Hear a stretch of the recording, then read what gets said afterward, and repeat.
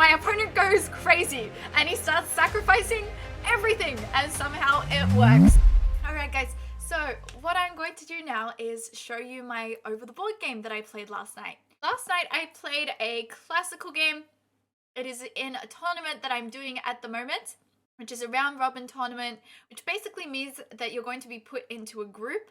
Ours is of 8 people, and you play everybody in that group over the course of 7 weeks. So I won my first game with the white pieces against a 1600, and now this round I was playing against a 1650. And I was a little bit scared of this player because they had just beaten the top seed in the last round with the black pieces. So I knew that they were maybe stronger than I expect. They'd also been steadily gaining some rating as well. But thankfully I found their online chess.com account. And I found that in about 99% of their games, they were playing the same line, which was d4, and then after knight f6, playing knight f3, and d5, then c4.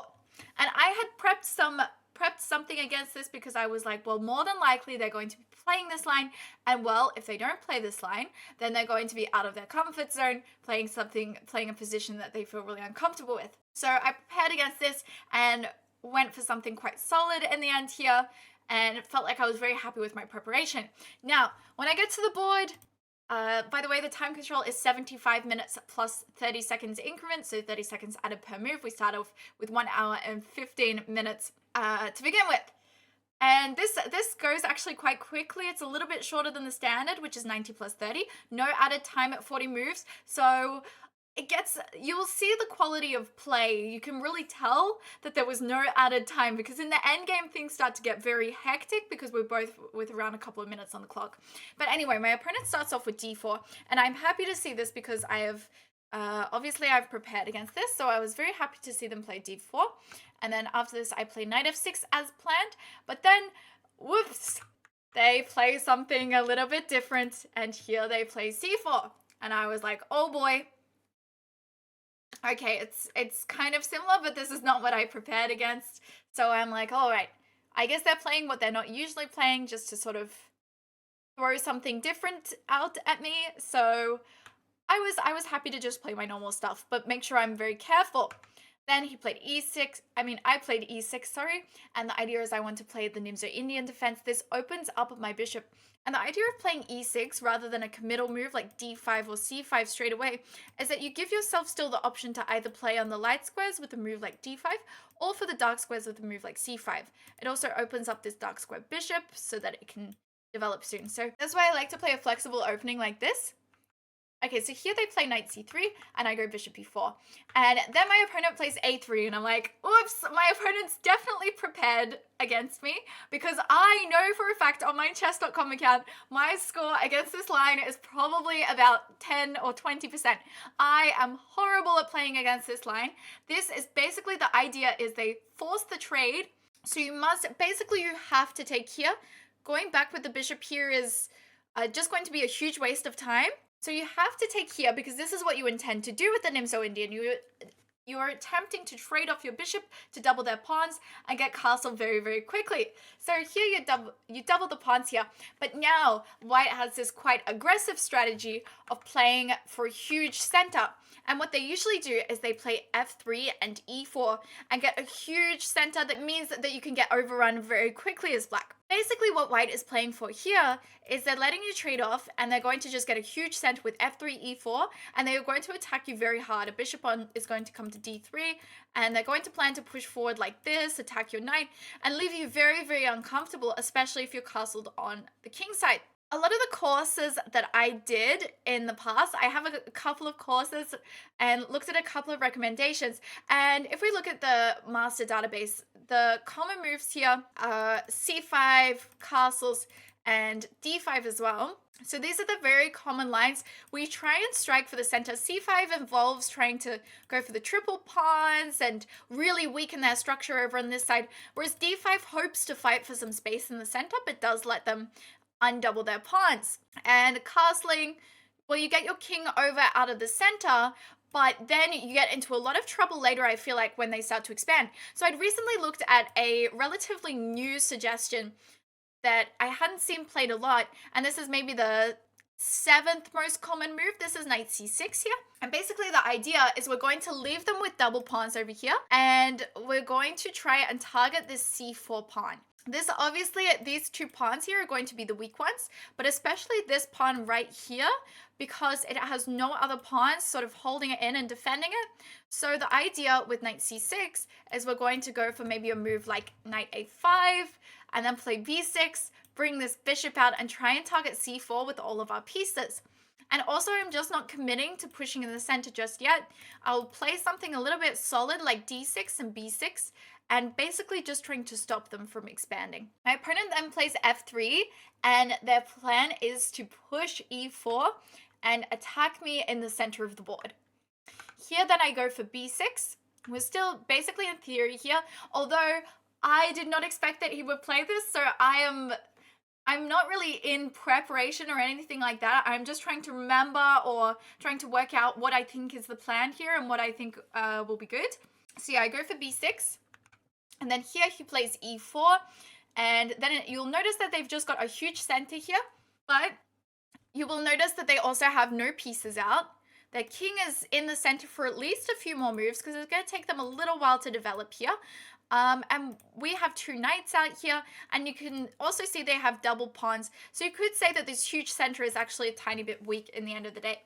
After this, I decide to go for d6. I was really unsure of whether I should play a6 straight away or whether I should go for d6 first. But basically what I wanted to do was try and discourage any pushes forward on the dark squares and try and take control of c5 and e5 as well. Now also I will mention it kind of looks like one of those positions where you could take here and then check and go for something here, but the king can just come up to e2, and after you take here and the king goes over to f2, you have no more attack. So while this does look like it could potentially lead to a tactic, there is nothing there, unfortunately.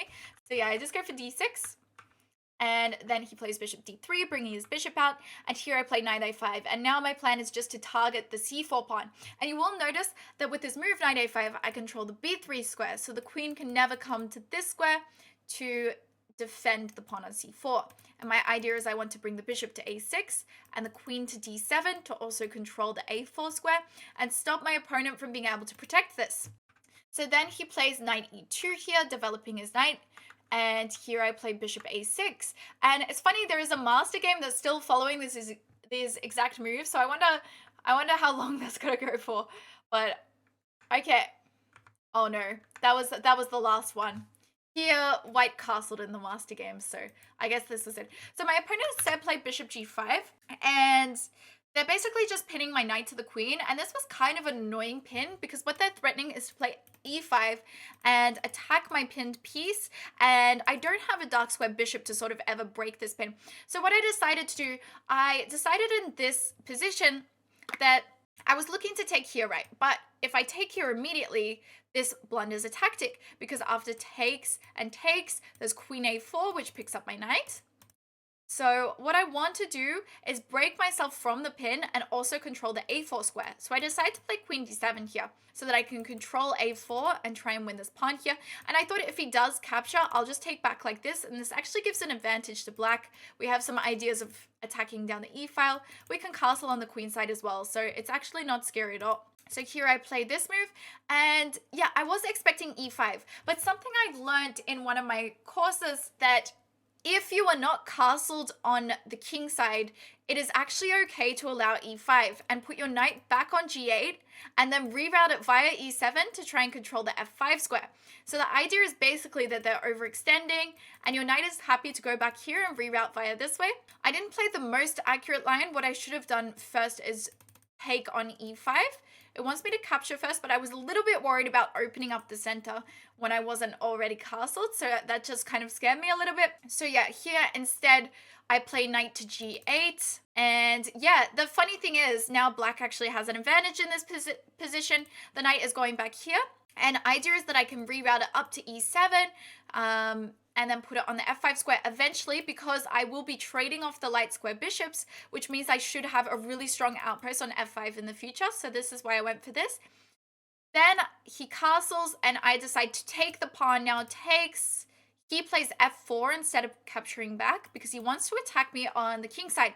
And if I allow something like f5, it starts to get really, really scary because my king is not castled, and I really can't castle on this side either at the moment because of this bishop controlling the d8 square. I spend a long time on this move, and now I am down to maybe around half an hour on the clock already, maybe a little more. I'm around 40 minutes on the clock here, so I've already used a lot of time calculating here, and I'm not really sure what I want to play. So I decide to play a move that I figure can't make my position much worse, but will give me a little bit of time. So I decide to play h6, although this wasn't necessary, and I guess this was not such a great move, but it wasn't bad. The bishop just goes back to h4. And my long-term idea is basically I'm going to trade off the bishops and then try and close the position with something like d5, get an outpost on c4 or eventually on the b3 square, and use my 2 knights to really try and dominate this closed position. Why not knight e7 here? Because I thought this actually looks quite scary in my opinion. After takes, I mean, it's still fine. I thought takes, and oh wait, no, I can't take with the queen. I have to take with, oh, this is what I calculated. I can't take with the queen here. Yeah, this is why I didn't play this, because I thought after takes, I have to take with the king here to avoid queen a4 check, because if I take with the queen, there's queen a4, which wins my knight. So I have to take with the king here. And I'm not sure if I like to take it with the king when there's all these threats of like f5, f6. And it seemed really scary there. So that's why I decided not to go for knight e7 in that position. After this, I just go for takes. And then I play knight e7 after this, because the difference in this position is my knight is not on c4. So now if takes on e7, I can actually take with the queen. And if they give me a check, it's not scary. So they don't have queen a4 check anymore. Queen b5 check can also always be met with c6 if I do need it. But yeah, so I put the knight on e7 now. And now he plays bishop e1, which I thought was a strange move. I mean, my opponent thought this was... my opponent also agreed this was not such a great move because, well, the bishop was in probably the best position it could have been on the board on h4 because it's controlling a lot of squares. And I think you really probably just want to trade off here and, you know, play the close position with the knight maybe, or just keep your bishop on this diagonal and start moving your other pieces. So yeah, bringing it back here, I think his idea was maybe that he wanted to play like knight g3 or something like that. Try and reroute on this side with the knight and not have the bishop sort of in the way. And maybe he was also worried about knight f5, so maybe it was some sort of prophylactic move against knight f5 or something like that. But anyway, here I decide to close up the position with d5, and my idea is to then play c5, c4, and put a knight on b3. It just looks like a great outpost. So d5 is also nice because my opponent was also threatening to maybe come over here, try and target this rook as well, and start trying to dominate down the f-file as well, which looked very scary. All of their play was sort of centralized around opening the position up. So I decided I'm just going to try and close it as much as possible. So yeah. Next, they play knight g3, and they're really preparing to maybe attack with ideas like f5 here. And here I decide to play g6 and just keep the position nice and closed. This stops them from playing f5, gives me the chance to put this knight on f5 in the future if I want to, and really just removes all of their counterplay on this side now that everything's closed up here. Next, after this, they play rook f2. I think they said their plan was to try and reroute over this way if my queen was ever coming to a4. So this was sort of their idea. Maybe it was a little bit too slow of a plan though, because I just played queen a4 straight away. And what I was looking for here was a queen trade. I wanted to just play queen c4, and then if the queen takes, my knight gets a beautiful outpost on the c4 square. And I can also bring this knight over to a5 and sort of reinforce it. Here, my opponent plays knight to f1, and their idea is to bring their knight over here just to counteract this outpost. It's nice for black here, but it's sort of hard to actually break through here. But here I decide to strike with the move c5. Now, if they capture here, after captures, I feel like I have quite a strong position here. I can push forward with c4 at any time, and my king can actually castle over on this side now. It's not too dangerous, even though the dark squares are a little bit weak. I can actually hide over on this side of the board and just use the b file to my advantage. So I can also just sort of close things up on the queen side like this with c4 and knight b3. So yeah, I thought if he captured, it should be fine. Now, instead of this, my opponent plays knight e3, and here I decide to just close everything up with c4 here. Now, what was better was engine recommends rook c8 here or h5, just pinch in everything on the king side, or just activate this rook that was sort of feeling a little useless on a8. Instead, I decide I just want to close everything up, so I attack the queen and go for the knight b3 outpost. Yeah, rook c8 was probably a move I should have thrown in at some point, but I didn't. Okay, now he plays queen b1, bringing the queen back, and I decide to just play knight b3, attacking the rook, and then he plays rook a2. And the most annoying thing here is I found it very difficult to come up with a plan to actually win. I knew I had an advantage, but I just didn't know how I could actually win, so I decided to just try and go for the positional sort of squeeze. So I played the move h5, trying to keep the position as close as possible. And I thought if he goes for something like g4, I can capture. And if the knight takes, it looks kind of scary getting into f6, but I get a beautiful outpost on f5, and the king can sort of be quite happy on the e7 square, and I'm not too worried about that. And that is exactly what happens. He plays this move g4, which is actually a mistake, because after takes and takes, now here I actually missed a really nice move, which was just a castle queenside. I mean, it never really came to me, because when you've got all your pawns pushed like this, it doesn't seem normal to castle on the queen side, but now that I look at it, it would have been nice to castle like this. Instead, I just decide to go for knight f5 here, and yeah, then he plays knight f6, but my king is just fine on this e7 square, and the knight doesn't really have a lot of targets, surprisingly. It looks really strong, but it's not doing a whole lot. So next he plays rook to g2, and here I decide to infiltrate with the rook on h3, and here he plays rook g4, and here I missed some ideas. I was thinking about this at some point, but I never really got the courage to play this. I was thinking that maybe I can go for this and like knight a5 and try and infiltrate with the rook. Instead, I went for a more simple plan of doubling up, but I think it was just a bit too slow, to be honest. I played rook a to h8, and this is still fine, but I think I should have at some point maybe tried to infiltrate with the rook and the queen, get in here. This is still a closed position. Look at all this. It does have one open file, but I would say that because we still have the majority of the pawns on the board, I have 7 out of 8 pawns. This is almost as closed as you can get. Then he plays rook to e2 here, and here I decide to play a5. And this was just because I wanted to create some plans of eventually pushing forward on this side of the board. And I wanted to capture here, right? I wanted to capture here, but at the moment the problem is rook a2, and then if queen c1 to try and trade, he has this move rook takes a7, and then this kind of gets annoying. I mean, my king can probably hide over here, but yeah, this actually, now that I look at it, it looks completely fine, but during the game I was like, I'm not sure if I want to allow this rook to come in and get checking, so instead I decide to play a5, which basically prepares to capture, because the difference would be, say, give an imaginary move, now I can take here, and rook a2 is not effective anymore because after this pawn is defended. So that was my idea, but maybe it was a little too slow. Then, okay, now I have about 5 minutes on the clock, and my opponent goes crazy, and he starts sacrificing everything, and somehow it works. He plays knight d5, which was something I was considering for a few moves, but I was like, okay, I can just take this knight. I can take this knight. So I capture here, but then he plays e6, and I was thinking about a while of what to play here. One move I was considering was rook e3 here, which I think was a lot better than what I played. What I played allowed him way too much counterplay. But yeah, I was thinking about rook e3 and just go for the trades, because now the rook is going to be under attack, and if they move it, the knight can just come back to f5, and this looks very much okay. Instead, I play something bad with about 5 minutes on the clock. So here I decide, okay, if they take here, I'm just going to take back with the king, and then my king's, it's going to be fine here on f7.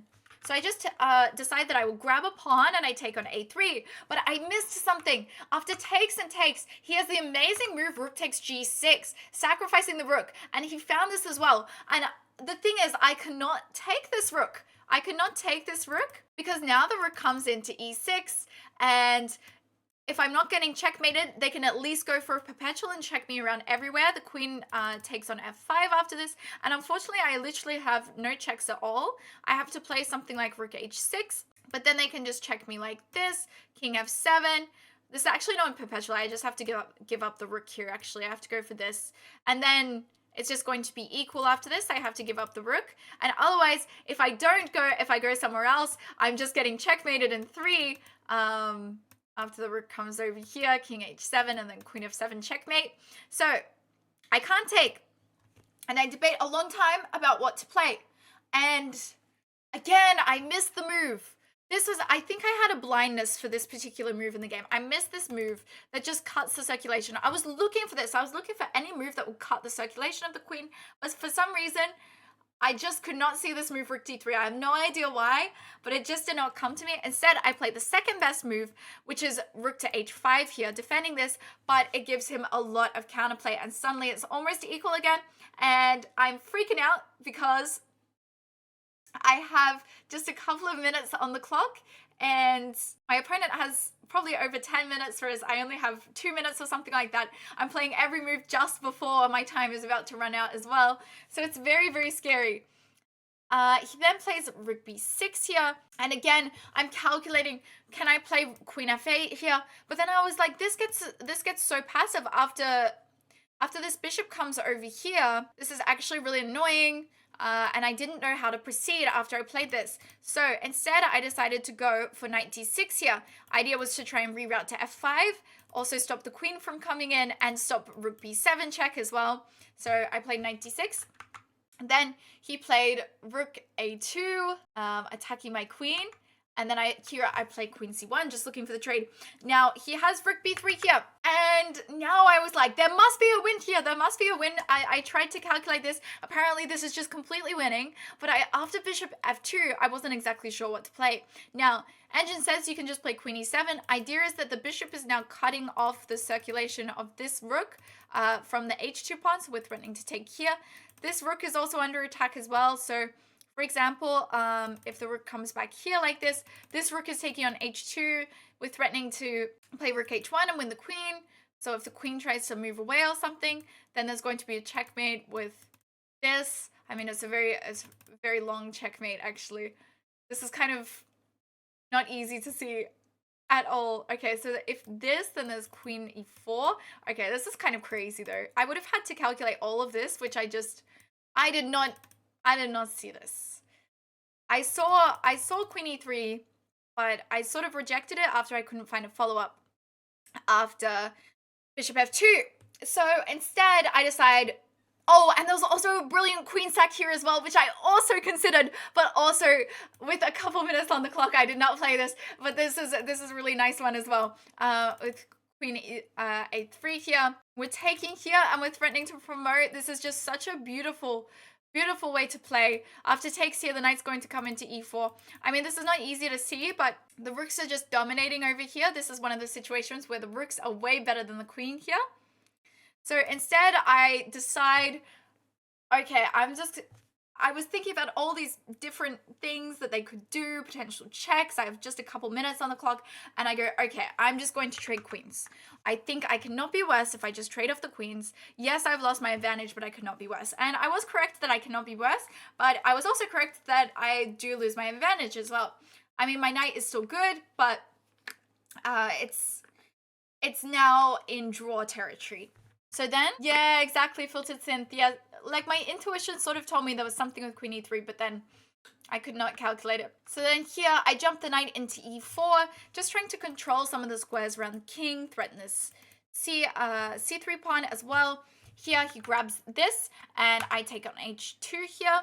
And my idea is, if they start trying to, you know, go for some checks around here, my king can run up to the e6 and f5 square, so it's completely fine. There's no checkmate here. Now, instead, they play rook a6, and they want to checkmate me like this. Here, I can play rook h1, king g2, rook h2, and these, again, I'm playing with just seconds on my clock, maybe like 30 seconds each time before I hit the clock. It's very, very scary. I have around 30 seconds left at this time. And then here, I missed this tactic with knight d2, which is very sad. They can't take because of this. So I missed this beautiful tactic. Instead, I play rook f1. Now it's equal again. And then the king goes over to e3 here, and I give a check. The king goes up. But now I find a sort of similar tactic and play knight takes c3 here. And the idea is that they can't take because of this. And if they take there, I take this knight, this rook, sorry. So this is what happens. We trade like this. And then the rook comes to a1 here. And apparently I should have played knight g2 here, which is another amazing idea for exploiting the pin. And after king g2, the knight goes over to b3 and is really strong. And this is going to be better for black. Instead, I decide to go for knight e3 here. Knight c3, sorry. My idea is that if they try and pin me here, I just have rook a1. Obviously, if they go closer, I can take this on e1, and this endgame is just winning for black. And if they go here, then I can move the knight out. Yeah, so there's a lot of crazy tactical ideas in this seemingly simple endgame. And this is what actually happened. Okay, 3 check. And here the king goes forward to f2. And then I give this check here on e4. King goes over to e2. And then we have a check here. I forgot to get like the move feedback up. Oh, well, that's fine. So yeah, after this, we have check, king goes down, check, and then the king comes up to the e2 square. And okay, I am slightly better because here they have 2 isolated pawns, and I have this potential passed pawn. And also my knight is on a really, really good square in the middle of the board, and their bishop actually cannot do a whole lot since I have all my stuff on light squares. So then I give a check. And then I decide to come in with my king with king e6. Idea is to walk up to the f5 square. They give me a check, but I can just go king f5, walking forward. And here, they think they can counterattack me. Obviously, if I take here, they're going to take on d5. And then this is just a draw. Instead, though, I just have a nice move here with playing knight f6. And here, there's really just no way to keep a hold on this pawn. You can try for a little bit, but it will be dropped. And then they play rook a3 here. I walk in with the king, and then I play. Then after this bishop comes out, I cannot take here because there is bishop c4. So this is why I do not take on d4. Instead, I go for knight g4 here. And I had some ideas of going for a check and then coming around like this, targeting this pawn. And after this, my opponent plays f5. Now here, the winning move for black is to play rook g2, and this, I guess, is just sort of a waiting move because the opponent doesn't really have anything good here. But I did not find that. Instead, I capture the pawn, and now I am still winning. So it's not all over. I'm still winning, but it's not as good as rook g2. Now he gives me a check over here. The king goes back to e6. And here, the king walks behind this bishop here, sort of pinning himself. So I decided to try and exploit the pin. And I did think about trading the rooks here, but instead I decided to go for this, trying to reroute to e4. And here he makes a huge mistake, checking me here. And now I just have knight e4. And there's just no way that you can get yourself out of this. So here, he sacrifices the rook. There's takes.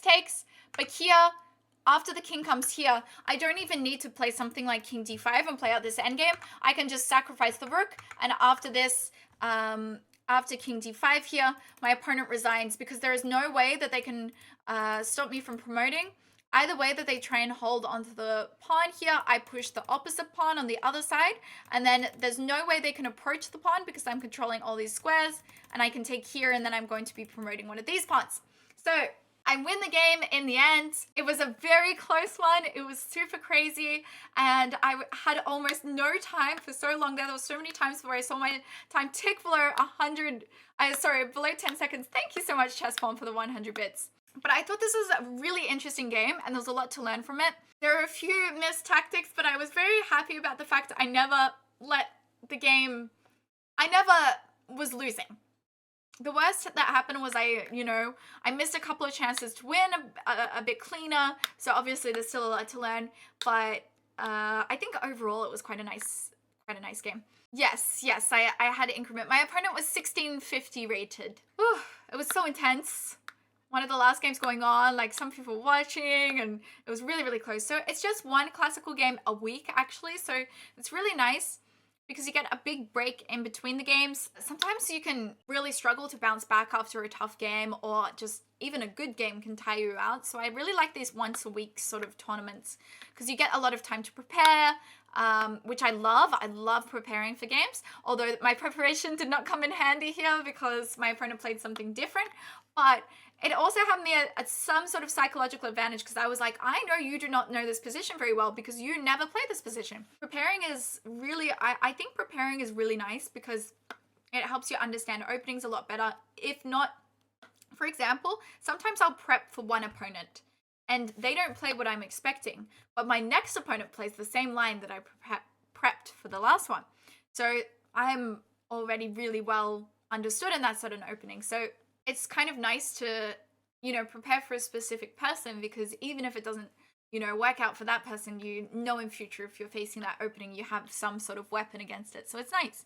You like the Nimzo? Yeah, the Nimzo is a lot of fun. I'm so happy that I finally worked out a line that I actually like against this Kmok or Samish variation because I was really struggling to find something that was good against this because it gets so scary when they start pushing all their pawns. But I really like this plan of just trying to play against their big center rather than fighting for the center, just keeping a little bit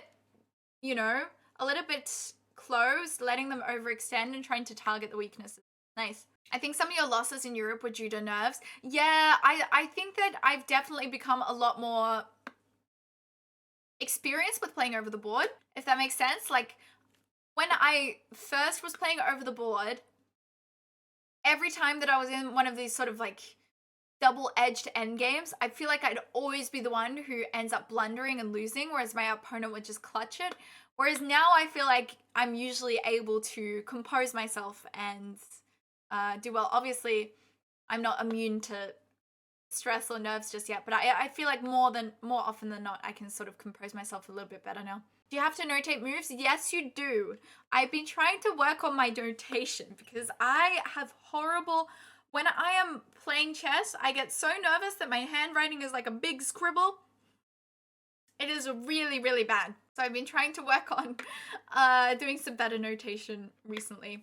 So thanks everybody for watching that over the board recap. Yes, you have to write down your moves and your opponent's moves as well. So it can be very stressful when you're in a time scramble sort of situation. And I think that's part of the reason why they do have increment in over the board chess, so you have time at least to write down your moves.